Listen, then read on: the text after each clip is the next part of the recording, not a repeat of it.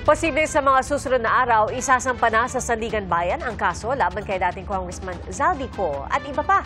Kaugnay po sa maanumalyang flood control project sa Oriental Mindoro. Pinahaharap din si Ko sa pagdinig ng Senate Blue Ribbon Committee na pangungunahang muli ni Senador Ping Lacson. Saksi si Joseph Moro. Hearing is resumed. Mahigit isang buwan matapos magbitiw bilang chairman ng Senate Blue Ribbon Committee, Is hereby called to order. opisyal na magbabalik si Senador Ping Lacson para pamunuan ng komite. Walang kumontra sa botohan sa plenaryo. Sa Biyernes ang susunod nitong pagdinig kaugnay sa flood control projects. Kabilang sa iimbitahan si dating Congressman at dating House Appropriations Committee Chair Zaldico kahit sa pamamagitan ng video conferencing. Imbitado rin sina dating House Speaker Martin Romualdez, 17 kongresista na pinangalanan ng mga diskaya at Congressman Eric Yap na dating House Appropriations Committee Chairman. Sakaling gumulong na ang mga kaso sa korte, posibleng tapusin na ang investigasyon ng Blue Ribbon Committee. Pag napal information sa court, Sandigan Bayan man or courts, RTC, so baka mag-set in yung sub judice rule. So medyo pigil yung magiging hearings. Ayon sa Office of the Ombudsman, ngayong linggo o sa susunod na linggo, posibleng isampang kaso laban kay dating Congressman Zaldico na founder ng SunWest Construction Company, mga kasalukuyang opisyal ng SunWest at mga opisyal ng DPWH Mimaropa.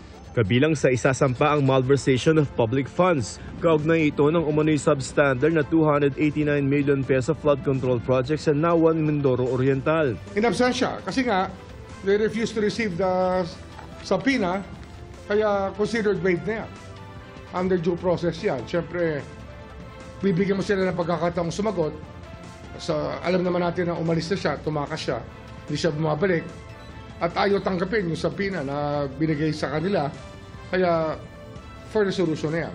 Sa mga naunang pahayag ni Ko, sinabi niyang wala na siyang koneksyon sa SunWest dahil nag-divest na siya sa kumpanya mula na maging kinatawan ng Ako Bicol Party List. Meron tayong dyan pag-aaral sa beneficial interest. Kahit nag-divest, sa kanya pa rin. Sa kanila pa rin. Alam mo, madaling magdahilan na nag-divest, pero kung sa kanila pa rin yan, kung sa anak niya nagpunta, o sa kapatid niya nagpunta, di prohibited interest pa rin yun. Bawal pa rin yun.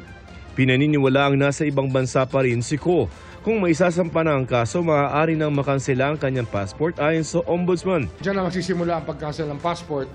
Kasi pag naisampa yan sa Sandigan Bayan, kinakailangan mo ng court order para makansela ang passport. Patuloy naman ang investigasyon ng Independent Commission for Infrastructure o ICI. Kaugnay niyan ay hiniling ng ICI sa Kamara ang pagbibigay sa kanila ng immunity mula sa criminal and civil charges.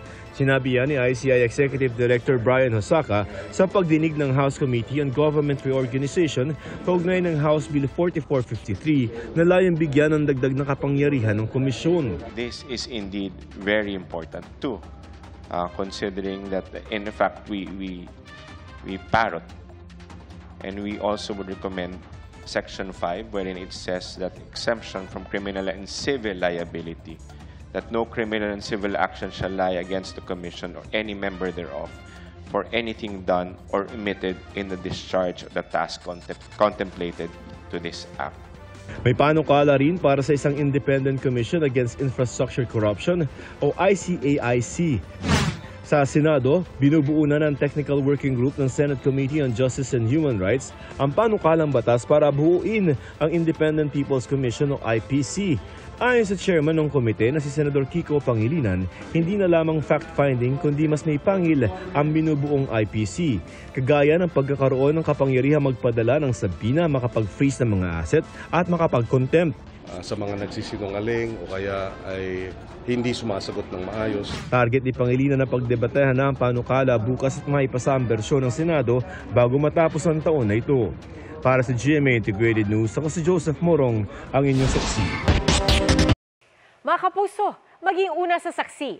Mag-subscribe sa GMA Integrated News sa YouTube para sa iba't ibang balita.